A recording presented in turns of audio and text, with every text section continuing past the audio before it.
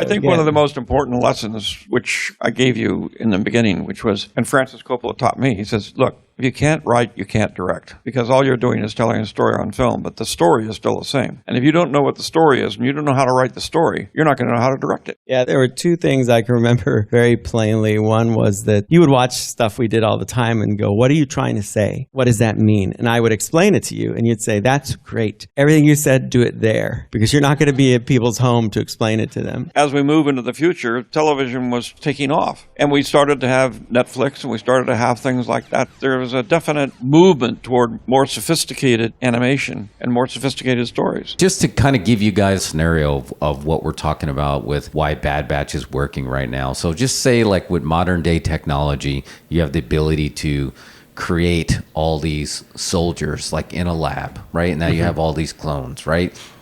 What do you do with all these now that they're human beings and the war is over and now you have all these soldiers? What do you do with them? But now the wrong side won, so you have a very cold side of just like, you're not humans, you're assets. You're property of the Empire. So you don't say you can go live your life now, right? Because they were cloned. They were literally bred for war. So now what are they going to, are they going to do experiments with them? Are they going to just toss them, you just eliminate them because now they're turned into mouths to feed? Or on the other side of it now, but the clones, all they know is war. And they don't even really know anything else beyond that. So now they kind of have to discover who they are as humans, right? Even though they're clones, but they're still human beings. And so you're watching it from both sides of the fence, what the government's trying to figure out what to do with all these clones. And now the clones are like, who am I now that I'm a soldier who doesn't have a war?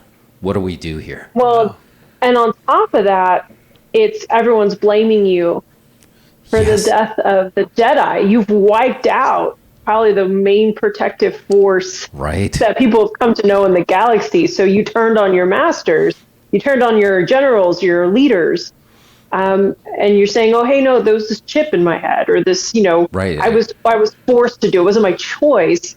Do people believe that though? Yeah. You got that suspicion on you now. Oh man, and it's tough. And that's got another a target on you. Yeah, and that's the other great Star Wars line. I put that up there as good soldiers follow orders. That's like the thing that they go through, and it's powerful, man. That's heavy. It's animated, but it's like super powerful. Good soldiers follow orders.